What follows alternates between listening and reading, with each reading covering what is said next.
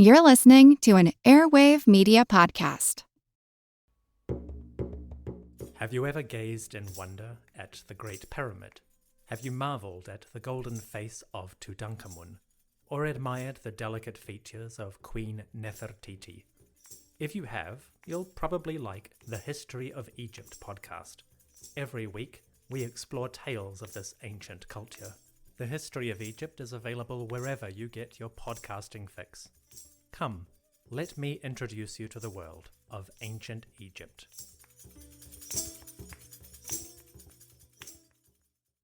As I said after I lost and David Dinkins won, and then people came to regret having thrown me out, I said, part jocularly, part seriously, when people said, "Oh, Mayor, you must run again," I said, "No.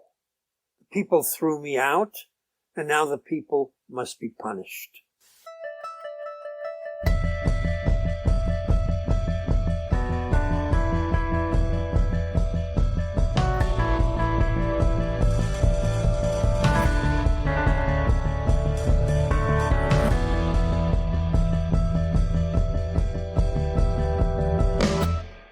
The Daily News, New York City, August 14th, 1989. The mayoral campaign turned into a head-to-head slugfest between Mayor Koch and David Dinkins yesterday, as the two Democrats fiercely disagreed on everything, from City Hall corruption to Dinkins' position on racial quotas. The other mayoral candidates were lost in the dust as Koch and Dinkins on television and on the streets assailed each other, against a backdrop of polls showing they were neck and neck in the race for the Democratic nomination for mayor of New York City, which, at that time in that city, was likely to result. Dinkins starts the fight by suggesting on NBC TV that there was a scandal over the talent bank in City Hall, that it was a patronage operation, and the man leading it was indicted on 11 counts of perjury. Must wonder why he would risk 77 years in jail to cover up something that's not illegal, David Dinkins tells NBC's Gabe Pressman. Wonder what's there. Ed Koch, buttoning up a yellow Guayabera shirt, marching up 6th Avenue in the Dominican Day Parade, retorted after the show, the State Commission on Government Integrity concluded he did not know where the talent bank was, that it was being used that way. And Koch fires back. He's found, his campaign, that Dinkins did not pay taxes for 4 years 20 years ago. 4 years in a row. Dinkins hasn't explained why he didn't file his tax returns. He said he's sorry. He said he's sorry, but he hasn't explained it. He hasn't told us why he didn't file. What was the tax advice he gave to his law clients? To file or not to file, as Shakespeare said. Ed Koch was always good for a quote. See, that was the whole thing with him. We saved $9 million. So what? Big personality in Ed Koch. I mean, national figure. Really a guy that represented the city of New York in persona. National Democrats were destroyed in the 84 elections, looking for figures who had some national credibility. You had Mario Cuomo, talk about him in a bit. You had Tip O'Neill, but then Ed Koch, too, the mayor of New York, was just one of these new national figures. He's in movies on the Muppets. He's known. And he's, a lot of people say, did a pretty good job in the beginning there. He got the city back on a fiscal footing. He shows down the transit workers in a strike, and people give him points for that. He has his personality, and he'll classically go around in a very open way and say, how am I doing? How am I doing? And, that works for 3 elections. He destroys his opponents in the 1981 and the 1985 elections. But now it's 89, and some scandals are catching up with him. We mentioned the talent bank scandal. There's also people who felt like he hasn't done enough with AIDS. There's also people who feel like the homeless issue in the city hasn't taken care of it, and it was visibly a problem at this time. I can recall, going down memory lane a bit, my brother Larry was going to Cooper Union Art School, and we were taking him in, and mother was driving, and then passed this sign on the city, and there's just this giant sticker like "Dump Koch." I just don't think you would have seen that 4 years before. In fact, he wins about 6-1, and the candidate that comes in second isn't even the Republican, it's the Liberal Party. So, Koch does fairly well. 77, 81, and 85. Where does Koch come from? He comes out of a strange time, 77. The city has a huge blackout. The city has a serial killer named Son of Sam. The city has a big crime problem. The city has a fiscal crisis. They also win the World Series, 1977, Reggie Jackson. But that's one blimp of a moment in a really tough year. And there's a mayoral election. Abe Beame was mayor, but the city had a fiscal crisis. The state had to bail them out. They were borrowing so much money that they were underwater. And Abe Beame had been run finances for the city, so he was supposed to be the guy that would come in and handle everything, and he did not. He's running for re-election. The governor, Kerry, says, look, I don't want this guy to win for mayor. I mean, I can't control it directly, but I don't want him to win for mayor because we're just going to have to bail out the city again if he's in charge again. He knows a guy. He had worked for the state a bit, and he was also a well-respected lawyer in Queens named Mario Cuomo, very eloquent. He had stood up with residents in, I believe it's Kew Gardens, maybe Sunnyside, I believe it's Kew Gardens, against a big housing project that was going to be put there. People respected him. He encourages him to run. Mario Cuomo decides to run for mayor. Now you have Bella Abzug, who is a feminist congresswoman, very colorful figure. One to throw around the F-bombs a bit. In fact, it's rumored that she called, she told Nixon, F you to his face, congresswoman. She's in the race. And then you have Koch, who also had been a congressman, had headed up the Village Independent Democrats, been on TV a little bit here and there, doing movie reviews at times, but wasn't extremely well known to everyone in the city. So you've got this four-way race, and they just all go at it, and voters decide that of these four people, we know Abzug, we don't want her to be mayor, we know Beame, we don't want him to be mayor. And so it's this contest between the two fresh faces, and Koch and Cuomo go into a runoff.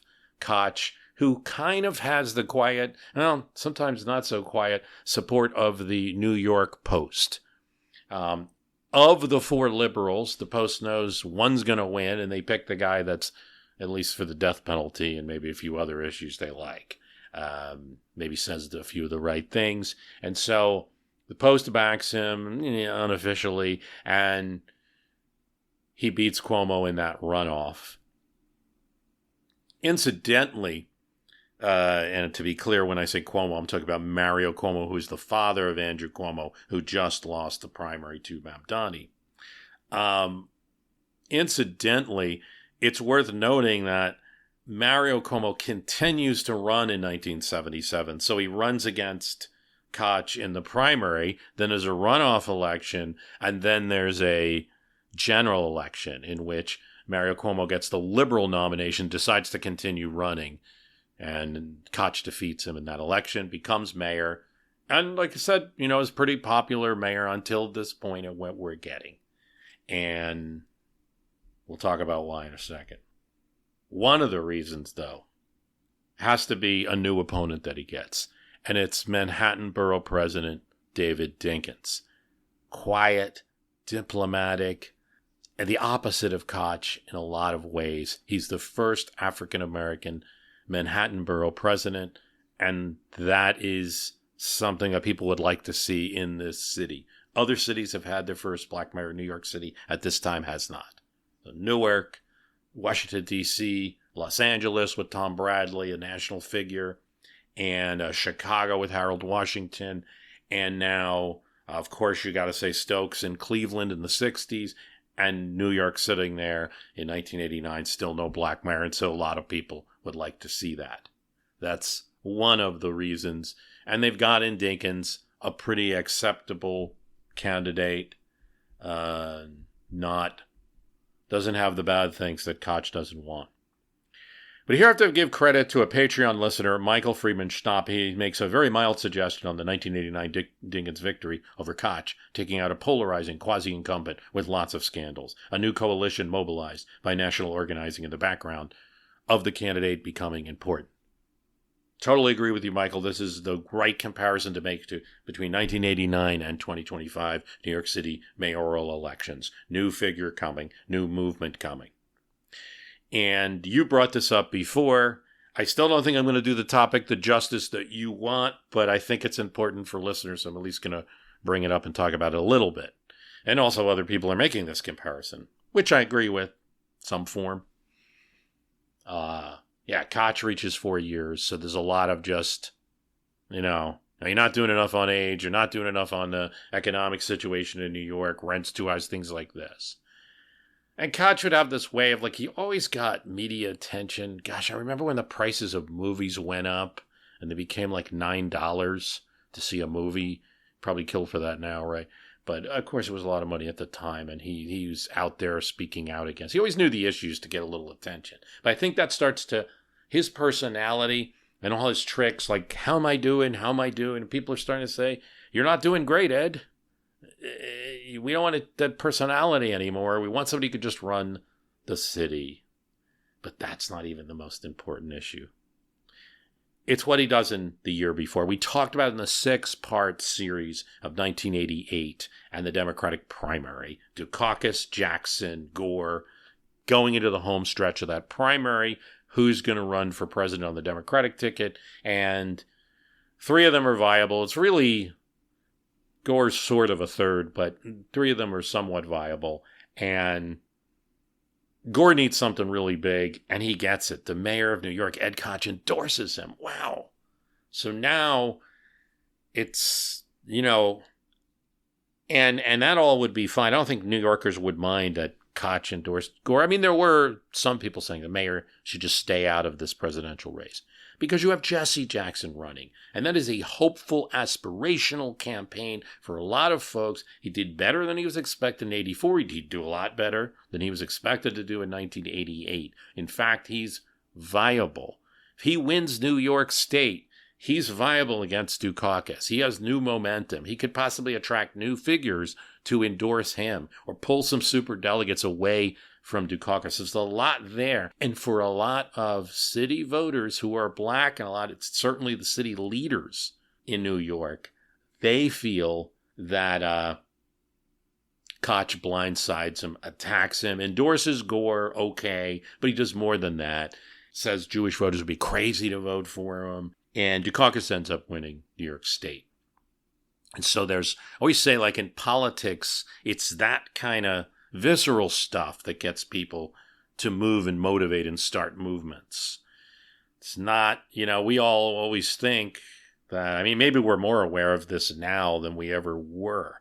Visceral feelings, whether real or imagined, or, getting people really motivated about a grievance is way more of an organizing principle than just, I don't feel like I agree with the mayor's policy on AIDS, or even performance statistics. And so a lot of people agree, and I would agree, that the Jesse Jackson is a problem for Ed Koch,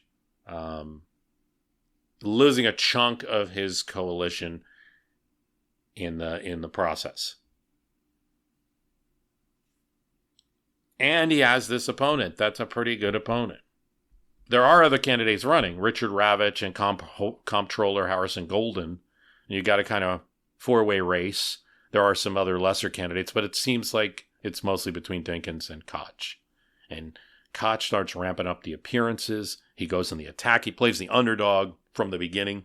I've got a strong cat challenger. He finds that tax issue. Why aren't you paying your taxes? Even though it was 20 years ago. They think they have something here.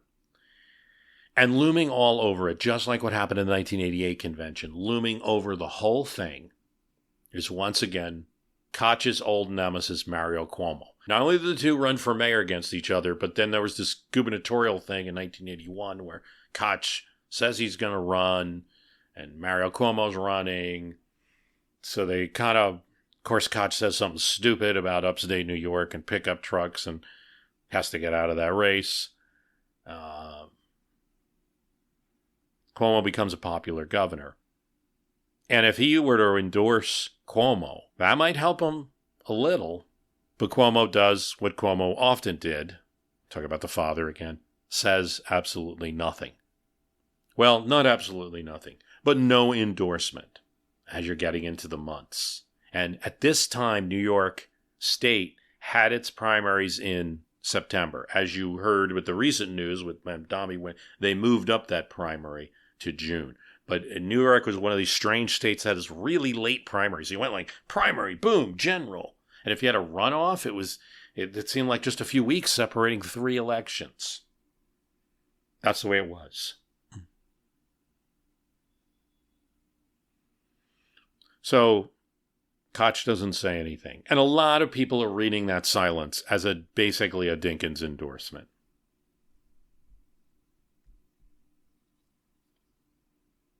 I got a question for you. Who was the 22nd and 24th President of the United States? That's right. Grover Cleveland. And what is he known for? That's right. Killing a man with his bare hands. No, he really didn't do that, though he was a county executioner. He's known for, prior to this year, being the only person to serve in 2 non-consecutive terms as president. How'd he do? Did people like him or not? Why did they call him a gold bug, an anti-snapper, and a goody-goody? And are those insults or compliments? These are the type of questions that I answer on My History Can Beat Up Your Politics podcast. We talk about the past, and maybe you can apply it to what's going on today. I'm Bruce Carlson. I've been doing it since 2006. My History Can Beat Up Your Politics. One of Dinkins' earliest and influential backers was Basil Patterson, a part of the legendary Harlem Political Alliance, and also Congressman Charles Rangel, congressman who had taken over for Adam Clayton Powell. And he's supporting Dinkins too. They helped to stitch together a real campaign and avoid having 5 African-American candidates running for mayor, and have Dinkins be the principal one. Dinkins will also get, by the way, Basil Patterson is the father of Dave Patterson, who would become lieutenant governor and then governor of New York State when Eliot Spitzer resigns. District Council 37, the city's biggest public union, switches from Koch to Dinkins. Big move. The New York Times endorses Dinkins. Big. There still are other bosses in the city that are backing Koch, like the Brooklyn bosses and things like that, but Dinkins is getting attention. It just kind of goes on, and you could have had this thing. Koch and Garth claim that Garth is Koch's campaign manager, David Garth, ran John Anderson's campaign, a big player in these things. They could say they got the momentum on their side. They say they're breathing on Dinkins' neck, kind of thing, and it's possible. Although we've seen polls be so wrong, particularly with primaries before, that who knows if they were really that close. Dinkins does what I talked about, the 1988 six-parter, where you had these kind of like, I'm going to do an immunity ad to make me immune from an issue. So if there's an issue that's a negative for me, I'm going to put out an ad that will answer all the questions. So it'll just knock that issue out.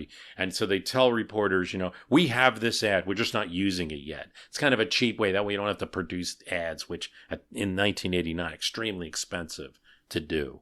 And then the Koch folks counter by saying, we have an ad too. We have an ad about his tax returns that we're going to use, but we haven't decided to use it yet. So it went in those days. And then there was pretty intense racial tension in New York. And sadly, you have Yusuf Hawkins, who is 16 years old. He's African-American. He's in Bensonhurst, Brooklyn, known to be white, Italian neighborhood. Of course, this whole story is going to be the basis of Do the Right Thing. But it's August 23rd, 1989. He's looking to inquire about a used car and is in a neighborhood, and he's ambushed by white youths, and they say, and he's killed. I mean, he was killed. This sets off protests. This reminds the city you've got a racial problem. It's not gone away. Koch messes up here. He's just not forceful enough condemning what had happened. He doesn't seem to be listening. And, in any case, what happened here just seems to point to we need an African-American mayor. Dinkins has a good response, as he did to most things. And then Mario Cuomo comes in and never endorses Dinkins, doesn't endorse Koch either, but just says, the healer will win. The healer will win. Like a very Cuomo-esque thing. See, the son's very different from the father. I like the father. I like Koch. I like Dinkins. I mean, I liked a lot of the people we're talking about in this story. But they're all characters. But different from the son, Mario Cuomo, could be very eloquent when he had a prepared speech. But on other things, he would say very little. So here it is. The healer will win. But you got to think that that's really a placid endorsement of Dinkins.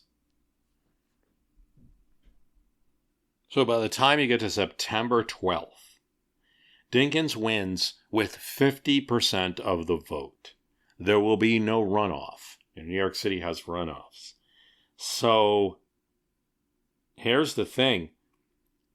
Koch doesn't even come in second. He comes in third. Richard Ravitch, a businessman, a former congressman, had actually got slightly more votes than Koch. And Koch is destroyed in this primary. Now, New York is traditionally looked at as the 5 boroughs: Manhattan, Bronx, Queens, Brooklyn, Staten Island, going clockwise, starting with Manhattan. Manhattan and the Bronx give Dinkins his strongest margins. Brooklyn split. And then in Queens and Staten Island, Koch gets modest support, much worse than his last elections. And then Dinkins will go on to defeat Republican Rudy Giuliani, winning all of the boroughs. Giuliani wins Staten Island alone. So, obviously, there's a couple things there. Now, that general election of 1989 is tighter than anything that Koch had faced when he was running for mayor in his 3 re-elections. So the GOP in New York, which had been a laughingstock, as we said in 1985, they actually came in 3rd place in the general election. The Liberal Party beat them, which you have in New York State. You have these working families, liberal, conservative, different little parties within parties. Allows more people to vote and to run, I should say, in some of the elections.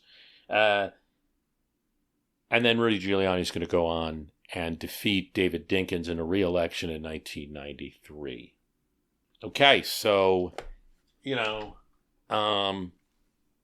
don't talk too much about, New York City, right? I mean, it's only one city, and there's a lot of politics elsewhere in the country, but it's just an interesting story. There's some dynamics that happen in New York that people should be aware of when they're thinking about what's going to happen here. And I don't know. I don't know what's going to happen. And one of them is that New York City, though we think of it as blue and liberal and everything like that, it has its pockets where there certainly can be GOP voters. And that is Queens. You have in that city certain areas, neighborhoods in Queens that if you were to walk down, if let's say you were just to be teleported from another place, you might not realize that you're in the city, you're in New York City, that they would just appear to be kind of suburban or like a beach town. And there's Staten Island. So what happens is that in 1989, Dinkins will beat Rudy Giuliani, well known for prosecuting the mob and things like this, and Republican candidate. It's a tighter race than Democrats have had. Many of the Koch voters went to Giuliani in that race. In 1993, it'll be reversed, and Giuliani will beat Koch. And in 1989, you had the Bensonhurst incident. In 93, you had the Crown Heights incident, which elevates tensions between the Jewish community and the African American community in New York. And there it's reversed. Where Koch didn't handle Bensonhurst right, now people are saying, that including Koch, are saying that Dinkins didn't handle Crown Heights right. It sinks him in that election. And he does lose votes all over the city. But an interesting thing that's very telling is you have Staten Island, and I would never forget that in any discussion of the politics in New York. If you didn't have Staten Island, New York City elections would be much easier to predict, like how it's going to go, and it's going to be which Democrat would win.